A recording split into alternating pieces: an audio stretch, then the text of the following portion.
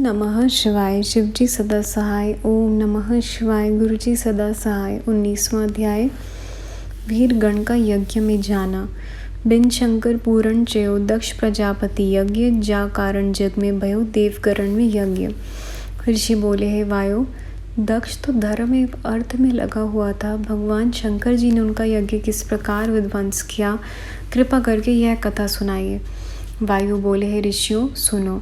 इधर तपस्या के फल स्वरूप में हिमाचल राज ने भगवती जगदम्बा को पुत्री रूप में प्राप्त किया। अत्यंत आनंद के साथ अपनी पुत्री पार्वती उमा देवी का भगवान शंकर जी से विवाह भी कर दिया। इसके उपरांत शिव पार्वती दोनों बहुत समय तक हिमालय के शिखर पर विराज कर तरह तरह की लीलाएं करते रहे।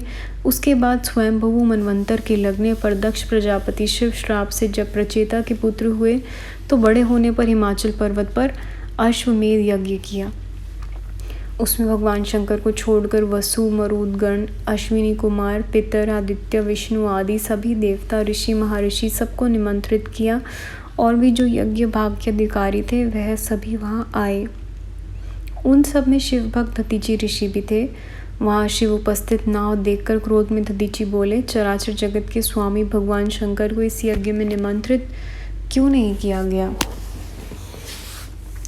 जहाँ पूजनियों की पूजा ना हो वहाँ महान पाप होता है। यहाँ इस यज्ञ में पूजनीय शिव का पूजन नहीं हो रहा, उनके बिना सभी अपूज्य है।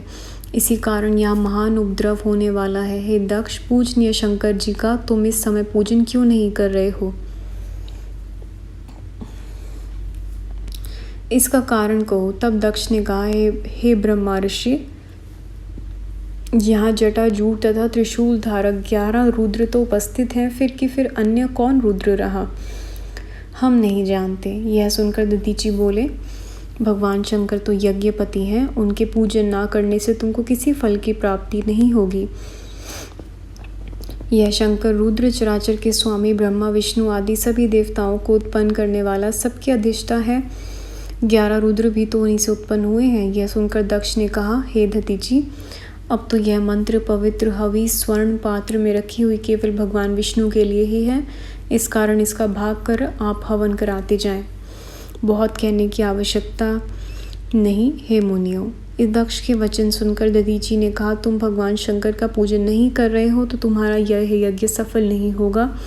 इतना कह दधीचि वहाँ से चले गए।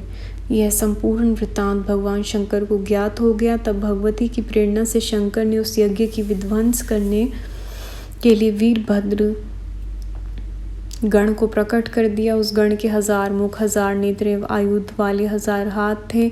मस्तक पर आधा चंद्रमा शोभित था। उस समय पृथ्वी पर घुटने टेक कर हाथ जोड़े और शिव को प्रणाम करके सामने खड़े हो गए। उसके बाद वीरभद्र की सहायता के लिए जगदम्बा पार्वती जी ने अपने शरीर से भद्रकालिका देवी भी प्रकट कर दी। तब उससे देखकर वीरभद्र प्रसन्न होकर शंकर जी से प्रार्थना करने लगा, हे देवादिदेव, क्या सेवा करूं, मुझे आज्ञा दीजिए। महेश्वर जी बोले, हे वीरभद्र, तुम भद्रकालिका को साथ लेकर जाओ, जल्दी ही दक्ष का यज्ञ विध्वंस करो। फिर जगत जननी श्री पार्वती जी बोली, हे वीरभद्र तथा भद्रकालिके, तुम दोनों योद्धाओं को हमने अपने कार्य की सिद्धि करने के लिए ही प्रकट किया है। इसी कारण तुम दोनों जल्दी ही जाकर दक्ष का यज्ञ नष्ट भ्रष्ट कर डालो। फिर सभी शोभा नष्ट करके दक्ष का भी हनन कर देना। इतना सुनकर वीरभद्र ने अपने शरीर से हजारों करोड़ों गण पैदा कर लिए। फिर यज्ञ विध्वंस के लिए चल पड़े। उस प्रकार से जाते हुए देखकर देवताओं से आनंद में आकर उन पर फूलों की वर्षा कर दुंदुभी बजाने लगे। 20वां अध्याय। दक्ष का यज्ञ वर्णन। दक्ष यज्ञ वर्णन सुनो। बिन विज्ञ धरुहु नीच ध्यान, यज्ञ नष्ट शिव गण ने कियो, अरु पायो मान। वायु बोले, हे मुनियों, वीरभद्र गणों के साथ यज्ञ में पहुंच गए। यह यज्ञ स्थल कुशाओं से आच्छादित स्वर्ण पताकाओं से शोभायमान था। यज्ञ कराने वाले यथोचित वेद मंत्रों के घोष से यज्ञ करा रहे थे। यज्ञ भाग के अधिकारी विष्णु आदि सभी देवता यहाँ उपस्थित थे। वहाँ पहुंचकर वीरभद्र जी ने सिंह गर्जना की। उस गर्जना से पृथ्वी आकाश भर गए। देवता वीरभद्र की गर्जना से डर कर इधर उधर भागने लगे। तब अपने गणों को साथ लेकर वीरभद्र वहाँ घुस आए। उन्हें आया देखकर दक्ष डर गया, किंतु जैसे तैसे वहाँ बैठा रहा। क्रोध में आकर वीरभद्र ने पूछने लगा, तुम कौन हो, कहाँ से आए हो, यहाँ आने का क्या कारण है। यह सुनकर बलवान वीरभद्र गंभीर होकर बोले, अज्ञान के कारण तुम लोगों की अकल मारी गई है, उसे ठिकाने लगाने के लिए मैं आया हूँ। जिस मंत्र द्वारा तुमने प्रथम शिव पूजन नहीं किया, अब उसको बोलकर क्या कर रहे हो।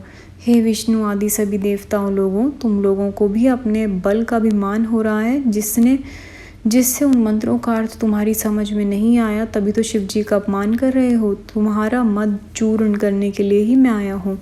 हे मुनियों, इस प्रकार कहकर वीरभद्र ने अपने नेत्रों से अग्नि प्रकट कर दी। उसके कहकर वीरभद्र ने उसके द्वारा सारे यज्ञ स्थल को जलाने लगे। गणों ने भी सब यज्ञकर्ताओं को यज्ञ स्तूपों के साथ बांध दिया।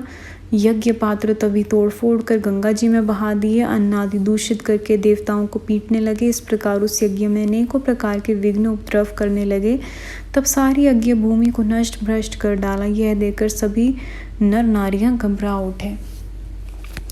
संगत जी, अध्याय यहाँ समाप्त होता है। गुरु जी, संगत जी, यहाँ तक आने में कैसे भी कोई भी जाने में भूल हुई है प्लीज़ माफ़ करिएगा। अगला अध्याय हम अगली वीडियो में सुनेंगे। ओम नमः शिवाय। शिव जी सदा सहाय। ओम नमः शिवाय। गुरु जी सदा सहाय। Thank you Guru ji, thank you संगत जी। जय गुरु जी महाराज।